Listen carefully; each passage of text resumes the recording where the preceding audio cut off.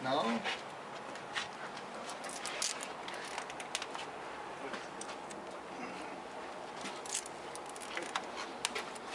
Takto.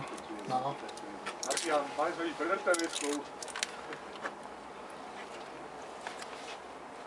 Stihneme aj to.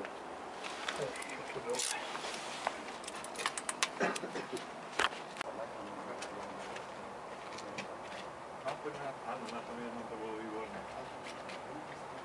Na tom jednom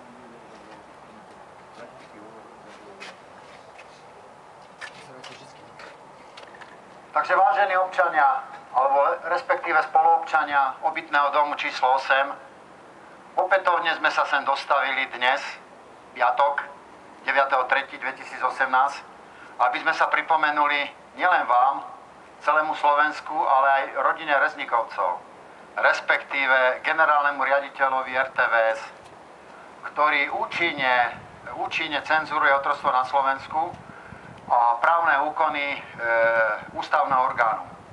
Takže v právnom priestore je absolútne nekontrolovateľný aj s Kaliňákom a Čižnárom z generálnej prokuratúry, ktorý ich dozoruje. Ako veľmi dobre viete, čo sa deje na Slovensku. Veselo sa tu vraždí, lúpi, kradne, znásilňuje a nikto není za to zodpovedný. Takže primárne RTVS-ka nesie zodpovednosť za to, že ľudia vychádzajú do ulic a búria sa proti nespravodlivosti. Prečo? Lebo v našej verejnej službe v RTVS-ke máme novinárov a novinárky, ktoré majú zverejňovať tieto informácie.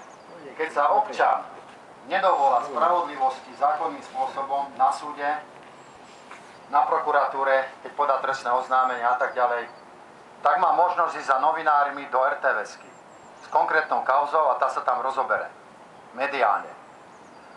Takže médiá nám sprostredkovávajú možnosť kontroly verejnej moci v právnom štáte, v právnom mieri, ale to sa na Slovensku nedeje. My chceme pre Slovensko pravdu, chceme tu pre Slovensko múdrosť, zdravie a bohatstvo. A pritom chudobnieme. Vidíte sami, že dnes sa organizuje pochod, ale je nám ľúto, že je to pochod organizovaný Serošovcami. A fakticky na podporu migrácie. Takže občania budú zneužití. To hovoríme už dopredu. Ste si ich oprali, že? Aby sme nerozprávali len negatívne veci, tak dneska sme sa rozhodli, že budeme hovoriť pozitívne. Opätovne, chceme, aby Slovensko bolo múdre, bohaté a zdravé. Všetci. Ak budú bohatí, nebudú chudobní. Navrhujeme, žiadame a ustanovujeme zatknúť Rezníka a všetkých jeho spolupáchateľov. Je to krstný otec mafie. RTVS-ka je jeho rodinný podnik. RTVS-ka je mafia. Takže zatknúť, RTVS-ku znárodniť, odozdať do rúk občanom, zrušiť koncesionárske poplatky. RTVS-ku podrobiť pod dohľad a dozor Najvyššieho kontrolného úradu. Chceme verejne sprístupniť žód pána Rezníka. Koľko bere za mesiarstvo pravdy. Takisto aj vrcholového manažmentu RTVS. Koľko tie pobehlice berú za to, že sa na Slovensku propaguje klamstvo, ohováranie, dezinformácie. A výsledkom je to, čo sa dneska bude odohrávať v Bratislave a v iných okresných mestách, prípadne krajských mestách na Slovensku. Takže pán Rezník, koľko životov vyváži vašu dezinformáciu, vaše dezinformácie, vašu rodinnú firmu, kde sa delia koncesionárske poplatky na politické účely, respektíve na účely mafie. Lebo každý, kto je nad ústavou, kto nie je kontrolovateľný právom, našim právom, občanov, tak je bandita, gangster, mafián. A presne RTVS-ka je v rukách mafie. A nielen RTVS-ka. Teraz hovoríme o RTVS-ke, lebo je to naša národná televízia a rozhlas, kde máme právo odvysielať, odkomunikovať, rozobrať dôležité politické kauzy a spoločenské problémy, ale aj osobné a rodinné, keď sú neriešiteľné zákonom ustanoveným spôsobom. Takže máme na Slovensku legendu volieb. Teraz, čo sa propaguje na Slovensku vo vzťahu k tomu, čo bude dneska v Bratislave? Pozrite sa, 100-krát opakovaná lož je údajne demokratická väčšina politických nul. To už poznal Hitler. Takže ak máte doma televíziu a rozhlas, tak vás majú v hrsti. Teraz, 100-krát vysielaná politická nenávisť sa stáva spoločenskou nákazou. Arzénom. Pani, Vysvetľujeme občanom. sme tu preto, aby sme presadili pravdu a spravodlivosť, aj vašu pravdu. Vo vašom bytovom dome býva Rezník pravdy, ktorý cenzuruje slobodné informácie. Ľudia sa tu nemôžu dovolať svojich práv, skáču pod vlaky, sú zaexekvovaní, dražení, vyhadzovaní na ulicu, z úradov práce, nízke dôchodky, 100-eurové. Ľudia nemajú z čoho žiť, nemajú sa komu vysťažovať. Toto je podstata na Slovensku. Takže každá úžasná správa, každá úžasná vec, každý úžasný človek má svoju cenu. Sme si vedomi, že toto sa nebude páčiť rodine Rezníkovcov, respektíve pánovi Rezníkovi, generálnemu riaditeľovi RTVSky, respektíve presnejšie, krstnému otcovi RTVSky. RTVSka je Cosa Nostra. V preklade do slovenčiny to doslovne znamená naša vec. Ale to nie je naša vec. To je ich vecou. Našou vecou je spoločenské právo, pravda a spravodlivosť. My sme v súlade s ústavou, takže uplatňujeme princíp legality, máme na to právo. Minulý piatok sa postavili na našu stranu aj policajti, ktorí sa tu fyzicky zúčastnili. Za to im chcem verejne poďakovať. Boli to dosť vysokí funkcionári, jeden bol kapitán, druhý nadporučík, doktor práv a tak ďalej a tak ďalej. Takže bude zaujímavé, ako to všetko vykorčuluje, ale sami vidíte, že na Slovensku to není s kostolným poriadkom. Tak si uvedomte, že skutočnú moc má ten, kto ju vykonáva. Skutočne, reálne. A povedzte si sami základnú otázku. Môžete niečo na Slovensku ovplyvniť? Môžete sa niekde účinne sťažovať? Majú pre vás nejaké voľby na Slovensku zmysel? Či tam idete alebo nejdete, oni si dosadia ako chcú. Volebné systémy sú sprivatizované. RTVSka je sprivatizovaná. Pravda je sprivatizovaná. Vzdelanie, školstvo, zdravotníctvo. Vládnu tu peniaze, vládne tu kapitál krvilačný a koristnícky. Takže buď sa postavíme na spoločnú stranu, alebo zahynieme ako hlupáci. Nemám čo k tomu dodať, aby som vás zbytočne neotravoval, ale pre Slovensko je Rezník hanba. A jeho rodina, ktorá ho v tom podnecuje, ktorá mu nadržuje a schvaľuje túto trestnú činnosť a pomáha mu uniknúť trestnej zodpovednosti. Lebo hanba Slovenska je aj našou hanbou. Rana Slovenska je aj našou ranou. Smrť Slovenska je našou smrťou. Ale naopak, život Slovenska je aj našim životom a sláva Slovenska je aj našou slávou. Ďakujem za porozumenie, pochopenie a vypočutie.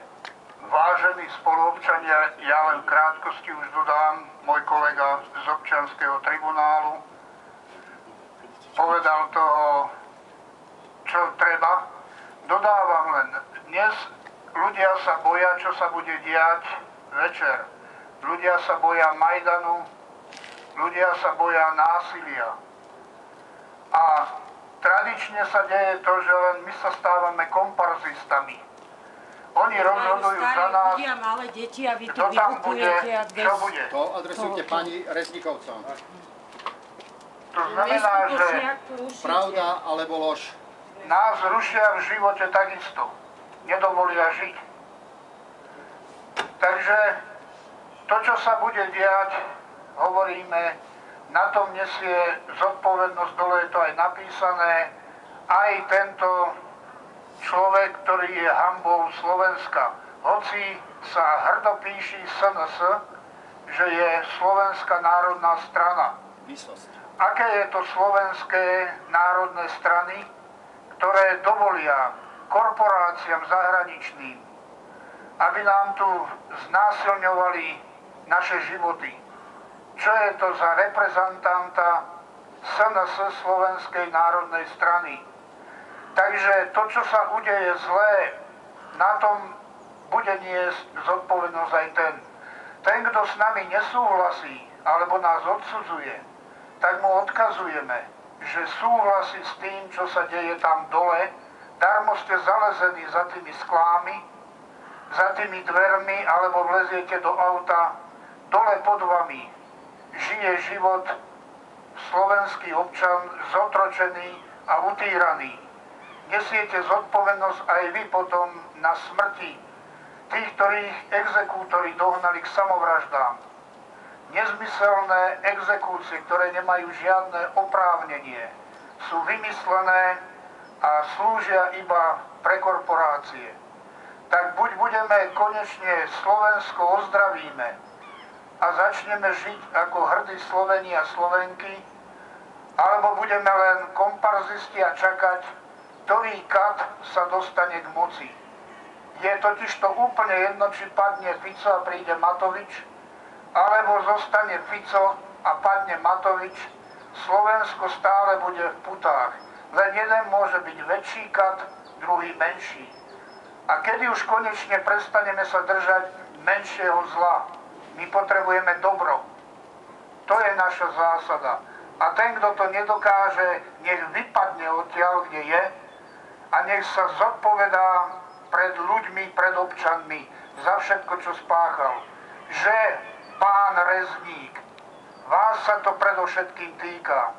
Odkážte mu tí, ktorí ste v sebe máte morálku, česť, vy vidíte to utrpenie ľudí, odkážte mu alebo prejavte mu svoj nesúhlas.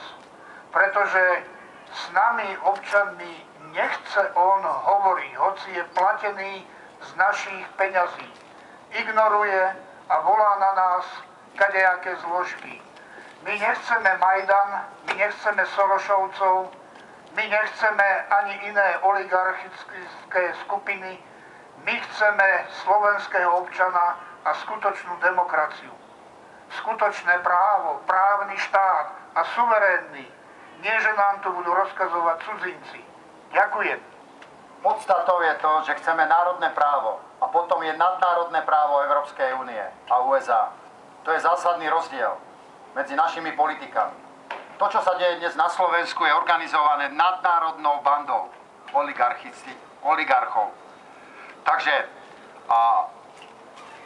frustrovaní spoluobčania budú zneužití na tento účel. Takže je to riadená strela Serošovcov a imigrantov. De facto, ak padne Fico, proti ktorému sme takisto, lebo je neústavný, tak Matovič a jeho banda a ďalší sem na pásku imigrantov. To bude následok prevratu na Slovensku. Takže ak budeme mlčať, veľmi zle dopadneme, lebo to mlčanie bude mať pre nás správne následky. Moslimský terorizmus sa nás priamo dotýka, bytostne.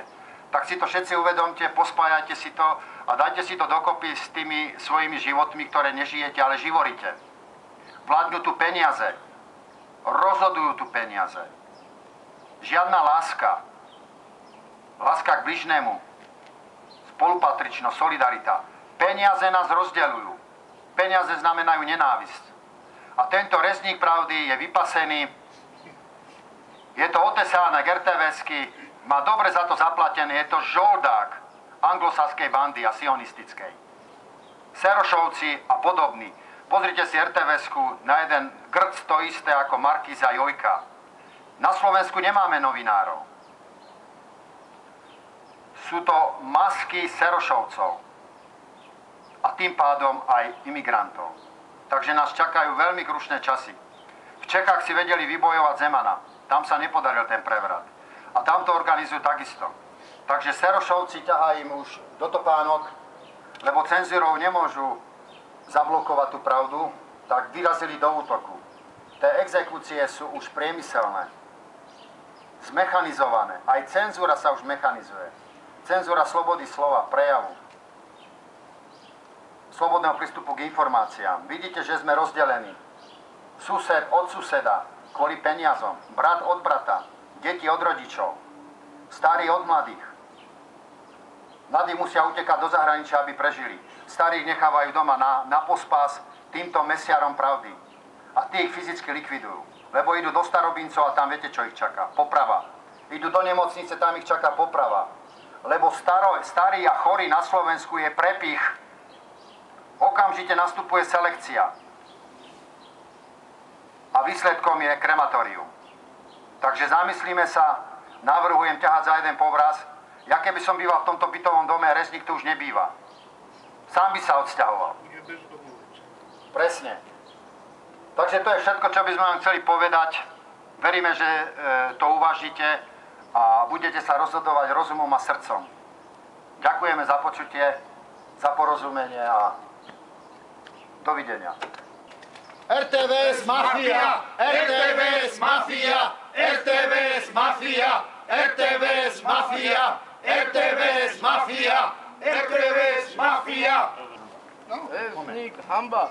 Rezník hamba! Rezník hamba! Rezník hamba! Rezník hamba! Rezník hamba! Rezník hamba tu má! Fuj! Fuj! Za krvavý žolt predávajú Slovensko. Pravdu a spravodlivosť. A my tu budeme otročiť za otrockú mzdu od rána do večera. Dôchodci zomierať, A to, čo lebo človek nemajú zarobí, na tomu lieky. zoberú exekútorky a exekútory. Priemyselné exekúcie. Priemyselná cenzúra. Priemyselná nenávisť. Peniaze nás rozdeľujú. Zavedli medzi nás nenávisť.